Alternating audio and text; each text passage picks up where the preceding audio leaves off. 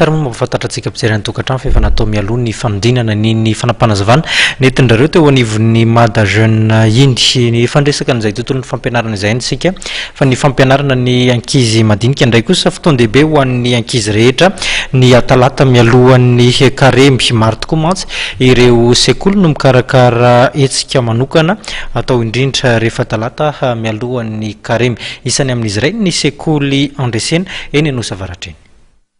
Araka ny fanaony isan-taona dia nanatanteraka karnavalina ny mpianatra sy ireo mpanave eo anivon'ny Sekoly Andresena eo Anosiavaratra Sabotsynamehana. Ny talata alohan'ny karemy no anatanterahanizy ireo izany dia lehibe izany.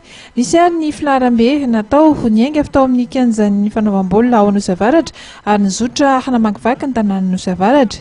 Isan'ny nampiavaka ity fety ity ny fiezahan'ny mpianatra rehetra nanao fanamiana sy endrika miavaka ary tsy toy ny fanaon'izy ireo amin'ny andavanandro.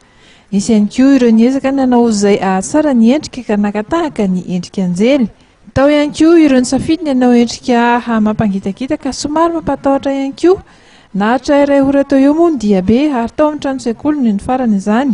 Nitohizina tamin'ny hidy sy ireo isan-karazany avy eo ity hetsika tamin'ity androany ity.